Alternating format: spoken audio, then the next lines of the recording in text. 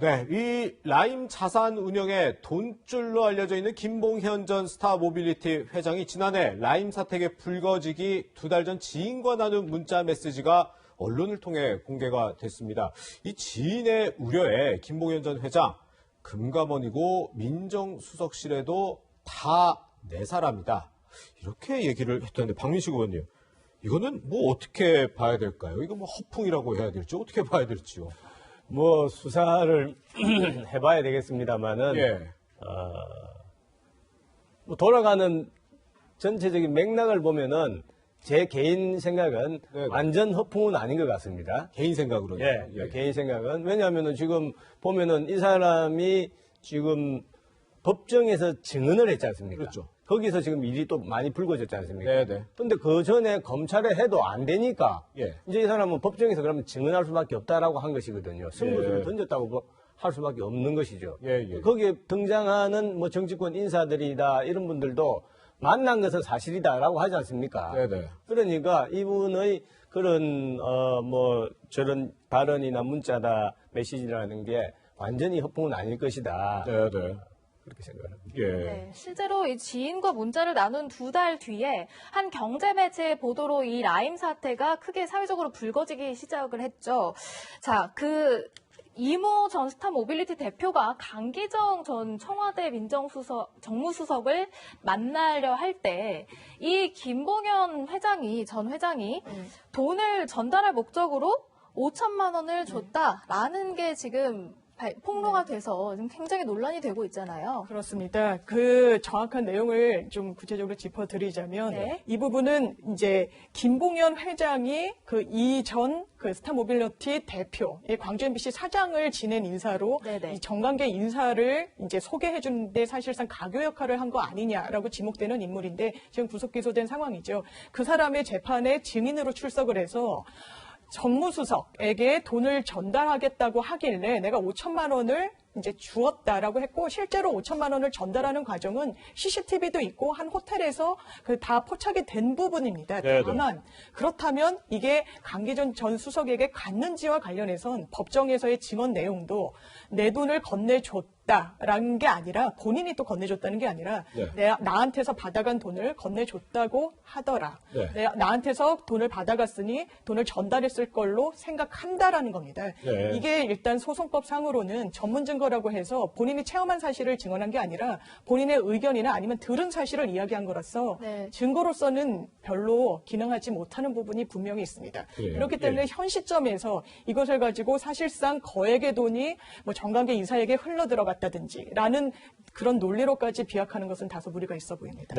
일단 강기정 전 수석은 언론 인터뷰 등을 통해서 청와대에서 이 이모 전 스타모빌리티 대표와 만난 것은 인정은 하고 있습니다. 하지만 금품 수수 사실은 절대 없다 이렇게 해명하고 있습니다. 직접 들어보시죠.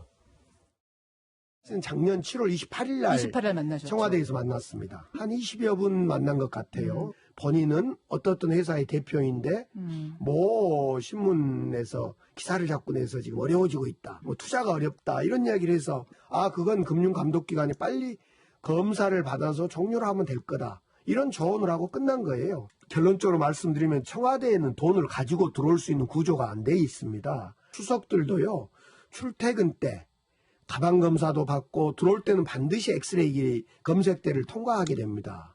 이 돈 5천만 원을 가지고 들어온다는 그 자체는 약간의 상식, 청와대를 조금만 알면 불가능하다는 걸 알게 됩니다.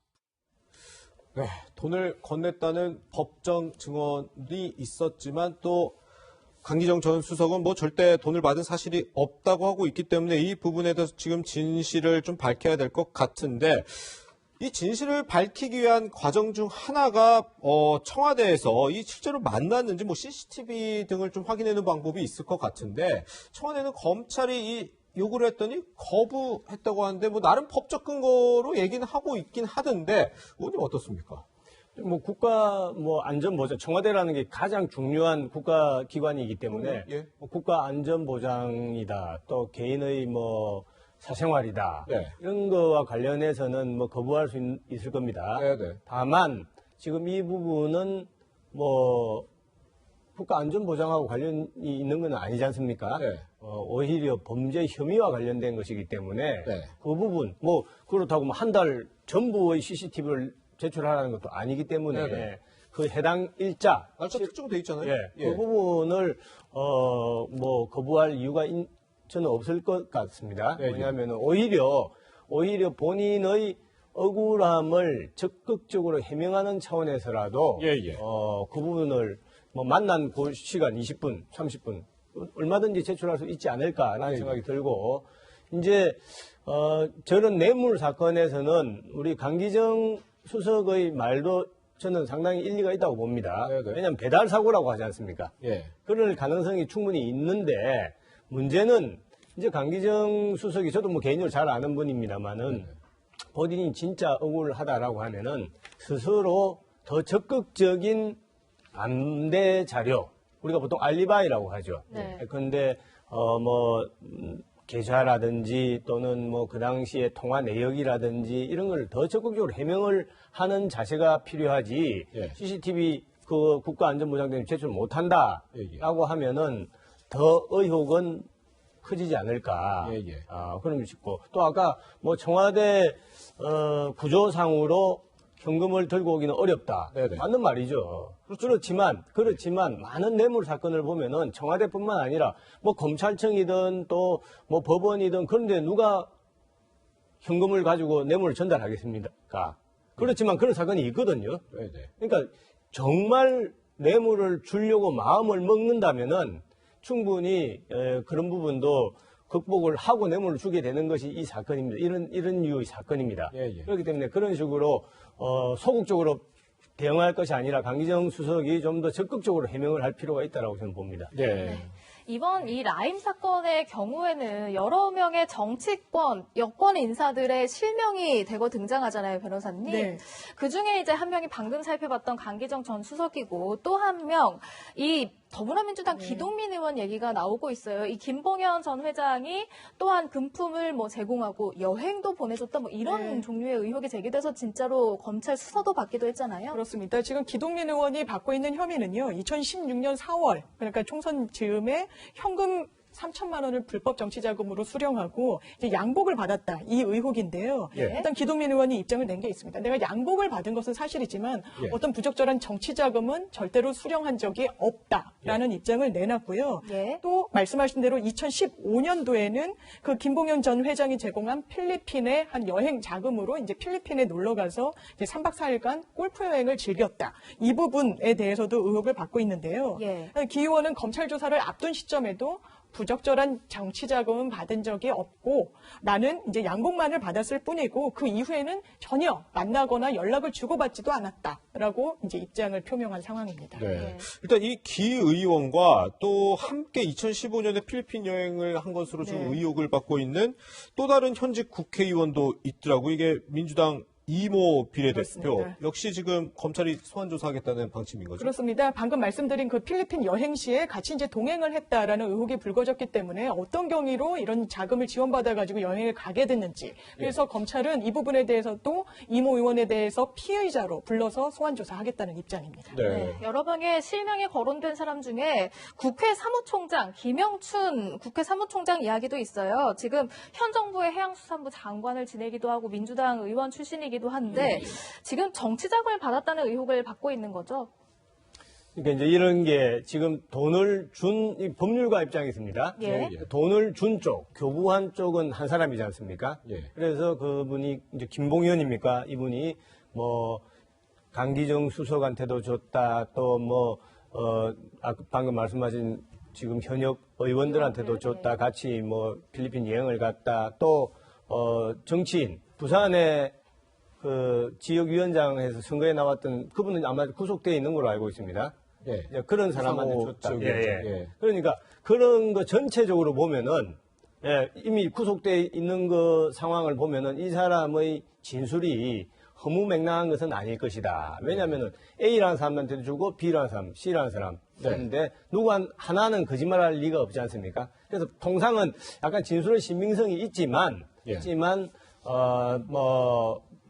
구체성이 있어야 되죠. 그래서 아까 강기정 수석 같은 경우도 충분히 배달 사고의 가능성이 생길 수가 있는 것이고 지금 또 김용춘 사무총장 같은 경우도 뭐 구체적인 그런 그 증거 같은 게 제시가 되어야 될 것으로 봅니다. 모든 것은 신속한 검찰 수사가 필요한 시점이라고 생각이 듭니다. 네. 김영춘 국회 사무총장은 어제 공식적으로 입장문을 냈습니다. 저희가 입장문 좀 소개를 해드리자면 이번 라임 사건과 아무런 관련이 없다는 걸 분명히 말씀드린다고 하면서 이 사실관계를 좀 명확히 정리하길 바란다고 했습니다. 또 검찰과는 지금 일단 이 날짜를 조율 중인 상황이다. 이렇게 밝힌 바가 있습니다.